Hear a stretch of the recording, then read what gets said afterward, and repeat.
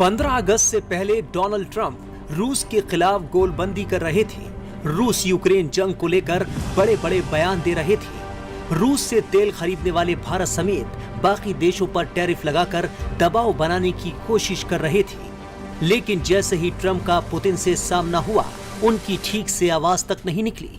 Trump Putin से Ukraine के खिलाफ जंग रोकने को लेकर हिमाकत तक नहीं कर पाए। ट्रंप ने रूस के राष्ट्रपति व्लादिमीर पुतिन को अलास्का बुलाकर एक बड़ा खेल खेलने की कोशिश की। उनकी योजना थी कि भारत को चारों ओर से दबाव में लाया जाए, लेकिन उनकी ये कोशिश कामयाब नहीं हो सकी। भारत और अमेरिका के बीच लंबे वक्त से एक द्विपक्षीय व्यापार समझौते पर बातचीत चल रही थी। 5 दौर की वार्ता पूरी भी हो चुकी थी, लेकिन छठे दौर की बैठक जो अगस्त के आखिर में दिल्ली में होने वाली थी, उसे अचानक स्थगित कर दिया गया। अमेरिका का मकसद था कि भारत रूस से अपनी ऊर्जा और रक्षा खरीद कम करे और अमेरिकी शर्तों को मान ले। लेकिन जब मोदी सरकार ने झुकने से इनकार किया, तब अमेरिका ने दबाव बनाने की कोशिश की। भारत पहले ही साफ कर चुका था कि वो किसी भी कीमत पर झुकने वाला नहीं है। वहीं पुतिन ने भी अपने दौरे से साफ कर दिया कि वो अपनी शर्तों पर ही किसी भी मुद्दे पर आगे बढ़ेंगे। यही वजह है कि ट्रंप को पुतिन और भारत के तेवर देख आखिरकार झुकना पड़ा। ट्रंप ने वार्ता के बाद ऐलान भी किया है कि वो फिलहाल ना तो रूस और ना ही रूस के साथ व्यापार करने वाले देशों पर कोई कार्रवाई करेंगे। 2 से 3 हफ्तों तक ट्रंप कोई एक्शन नहीं लेंगे। कुछ कॉन्क्रीट चीजें जो एक्सपेक्टेड थी या जो बात करी जा रही थी, जैसे कि सीज फायर हो जाएगा, वो नहीं हुई और वो मेरे विचार से इम्प्रैक्टिकल है। हमें सोचना है कि सीज फायर इस मीटिंग में हो जाती। दुनिया को जो मिला और भारत को जो मिला इस मीटिंग से, आई थिंक पहला तो ये मिला कि ये जो दुनिया बट रही थी, अभी भी बट रही है भागों में, रशिया को अलग थलग करके अब रशिया वापस दुनिया की टेबल पे आ रहा है, आ गया है, रीसेट है। क्योंकि रशिया को अदरवाइज सैंक्शंस और सारा कुछ दुनिया से वर्चुअली काट दिया जा रहा था। तो ये ग्लोबल स्टेबिलिटी के लिए आई थिंक बेहतर है कि रशिया जैसी सुपर पावर जो थी, हालांकि अब इतनी नहीं है बट फिर भी बहुत भारी भरकम है, वो वापस अंतर्राष्ट्रीय सिस्टम में आ गई है। That is one. Second of course ये है कि आने वाले वक्त में अब अगले कदम होंगे सीज फायर की तरफ, एक पीस फॉर्मूला की तरफ। इसमें इस मीटिंग में एक चिकन एंड एग सिचुएशन थी। दुनिया एक्सपेक्ट कर रही थी कि सीज फायर हो जाएगी, मीटिंग के बाद हो जाएगा कि रशिया के सारे बम और गन्स साइलेंट हो गए, बम गिरने बंद हो गए। पर उसका होना इम्प्रॉबेबल था, क्योंकि जब तक पीस फॉर्मूला नहीं है कि आगे का क्या रोड मैप है, क्या फॉर्मूला है जो यूक्रेन रशिया के बीच में, जब तक वो सेटल ना हो तब तक सीज फायर कैसे हो। तीसरा, भारत के लिए मेरे ख्याल से ये अच्छा आउटकम रहा, क्योंकि अगर आप देखिए, अगर ये मीटिंग अच्छी ना जाती तो पूरे चांसेस थे कि अमेरिका रशिया के ऊपर बहुत बड़े सैंक्शंस और लगाता। अमेरिका के अंदर ऑलरेडी बिल्स चल रहे हैं उनकी कांग्रेस में, जिसमें है कि रशिया के ऊपर 100% या 500% टैरिफ लगा दो। राइट। अगर ये मीटिंग डिजास्टर्स होती तो वो सैंक्शंस लगती, सेकेंडरी टैरिफ्स भारत पे और बढ़ जाते। ओके। अभी जो है, क्योंकि ये मीटिंग एक अच्छे नोट पे एंड हुई है, तो कम से कम एडिशनल टैरिफ तो नहीं लगेंगे भारत पे। 25% है हाँ अभी ऑयल को लेकर के रशियन।